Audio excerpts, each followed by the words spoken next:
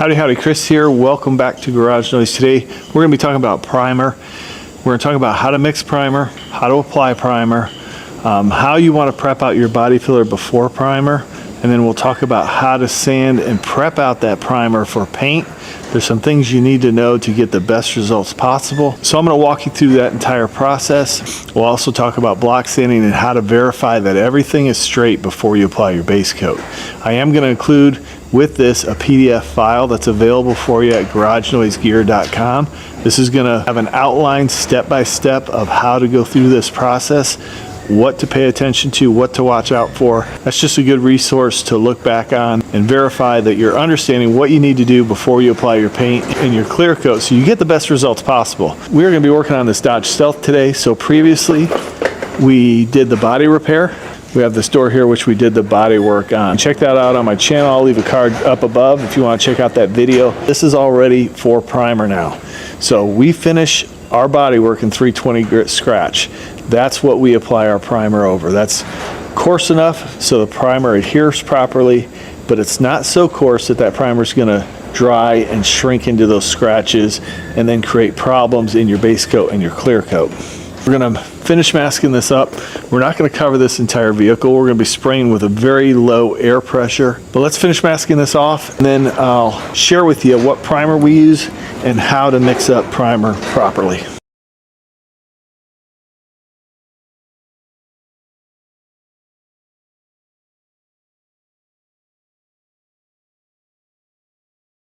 The primer we're using is the 2253V. 2253V is a 2K primer. You can use it as a high build primer, a primer surfacer, which is just a thinner primer, and that's what we're going to be using it here. Or you can use it as a sealer. So if you mix it up 4-to-1, that's going to be a high build primer. It's going to be a really thick product. If you use it as a primer surfacer, you're mixing it 4-to-1-to-1.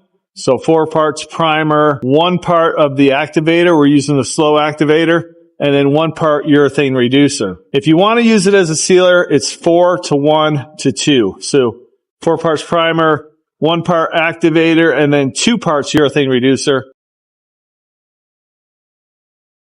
We got the disposable cup system here. This is what we're using. I prefer these. You just dispose of the liner and the lids. And then this is your measuring cup here. So we're going to go to the 4-to-1 mixing ratio right there. I'm going to mix to the 2 in primer. So we'll fill it up to this number 2 in the 4 column. Then we'll go to the 1 column, put our 1 part activator in there. We'll fill up to the coordinating 2 in the 1 column. We'll go to this 1 column and we'll put reducer. Stir this up. You want to make sure this is stirred up really well. Lock the lid on. Make sure it's sealed. Now we are going to use this low volume, low pressure paint gun. This is the R500. This is equipped with a 1.5 tip. We're going to set the air pressure fairly low at about probably 15, 20 PSI. We're at 30 right now. So there's 15. We're going to turn the fluid volume. I'm just going to open it up 2 turns out from closed. So I'm closing it all the way, 2 turns out. Fan pattern, I'm going to open up about halfway, I think. 2 coats on. See how there's not very much overspray or anything? You just want to keep this air pressure low. I'm not pulling the trigger all the way right now. We're going to put 1 coat on. We'll let it flash off for about 10-15 minutes, and then we'll put another coat on. So this has all been sanded with 320, like I said. And this is straight. Now if this was wavy, we might want to use a high build primer, or we might want to use this primer as a high build, where we have some extra material to block out any waves or imperfections. Okay, that's the first coat. We're going to let that flash off. We'll come back after this is cured.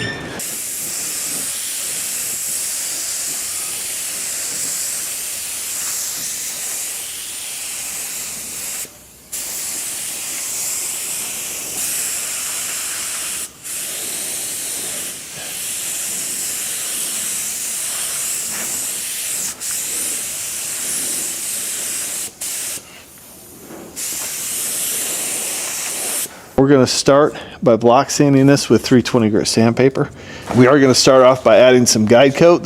This is going to show us any high or low areas. It's going to show us any texture in the primer that we need to sand out, because we need to have this primer smooth before it's ready. So as we block this out, if we have a high area, we'll break through. If we have a low area, this guide coat's going to sit in that low area, and then we can evaluate that and see what we need to do to get that straightened out.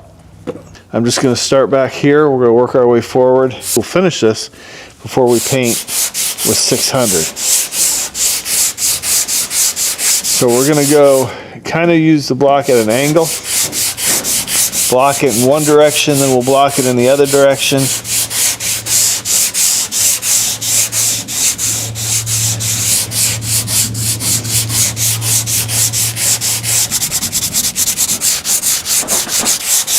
I'm going to feel over it. So I feel a little bit of a low spot here. I feel a little bit of a high spot here. So I'm going to try and block that out. Feel a little high spot here. So I'm going to block over that high spot, kind of try and block it down. If we do need to add another coat of primer on this, we will. Yeah, there's a high spot right here. We're going to get into the paint here, so we can use the paint to kind of level this out as well. And if we need to put a skim coat of filler in it, we will. We can use some glazing putty to fill this. So right here there's a low spot, right here's a high spot, and then there's another little low spot here. I really don't want to get into glaze if I don't have to, so I'm going to try and block it out with the paint, and we'll try and put some primer over it if we need to. See how you can see the low spot? High on either side, low right there. We'll see if we can just get this straightened out. We do have some material there. I don't know, what, this was obviously painted before. Well, it's obvious to me, it was painted before. I may have to put a thin coat of filler over this. This is actually straightening out here, that low spot that was there, but this is not out.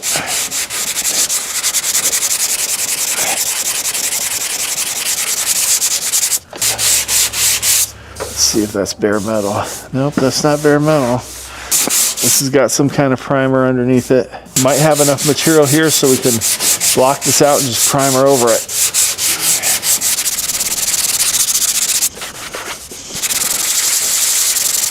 It's getting real close to being out. I might be being a little too particular with this vehicle, but I like things to be straight.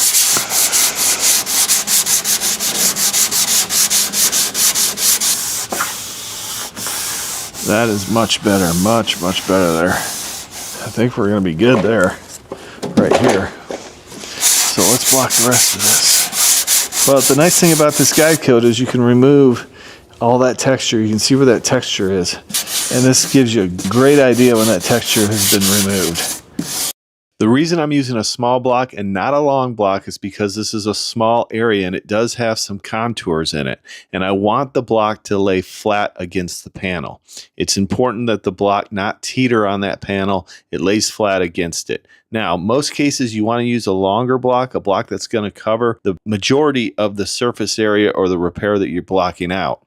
It's important to block in different directions. Blocking in a crosshatch or X pattern is the best way to get this panel straight. You also want to make sure when you're evaluating it, you develop a feel for the panel, so you want to be able to lay your hand flat against the panel, run it quickly across the panel, and that's how you can feel those slight waves or imperfections. So you're going to be able to feel the contours of the panel when you develop that skill. That's an important skill to have. It's going to help you be able to block this primer straight and your body work. Guide coat will not always show you those slight waves. This section feels good now, so we're going to move on to the door. We may have to apply a thin coat of primer over, or I may decide to cover those breakthroughs with a sealer. Just going to pop this open a little bit so I can get this edge here. So one thing you want to look for is if you run into any high spots. So if you hit a spot of bare metal, so we're almost down to bare metal right here. We're almost down to bare metal right here, and that is a little bit high. We could use a flat spoon to kind of flatten that out, but it's very minimal.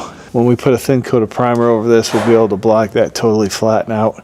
Now here I could use a long block on this and it would probably be beneficial, but because I'm using a small block, I worked my way from the edge of the door all the way across the repair, blocking in different sections so I can make sure those sections are straight.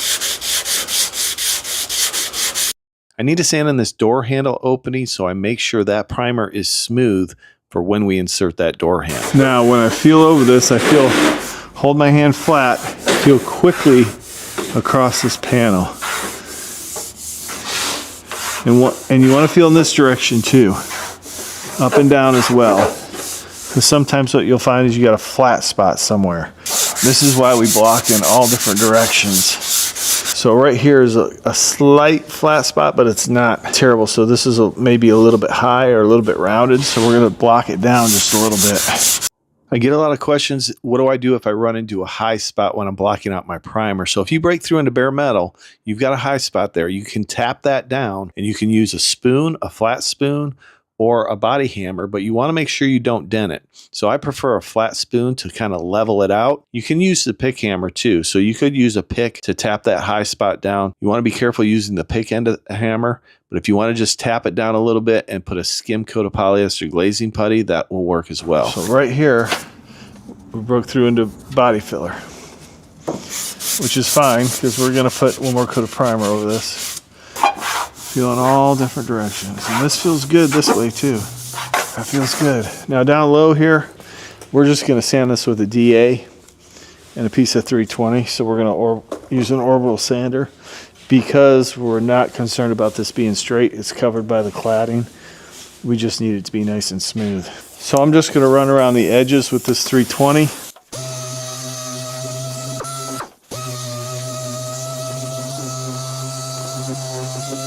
Now all we're going to need is a thin coat of primer. Let's blow it off, tape it up.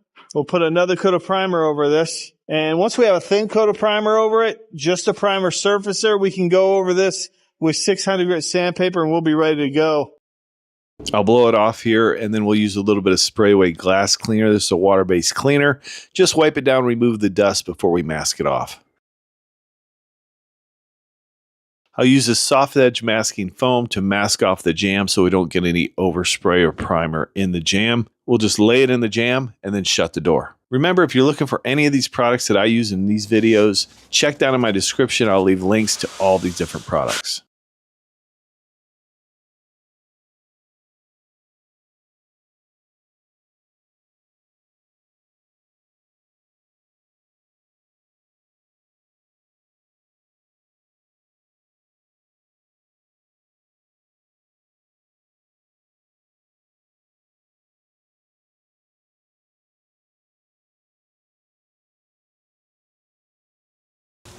Okay, so Derek's is mixing up some primer. Using the U-Pole 2253V, we're mixing it up 4 to 1 to 1. That's a primer surfacer, so it's a thinner primer. So we're going to primer this. Apply your primer as smooth as possible. You will have to sand it smooth, but the smoother you can apply your primer, the smoother your base coat, the smoother your clear coat. You want to overlap your passes about 70 to 80%. You want to have a consistent speed and a consistent distance from the panel.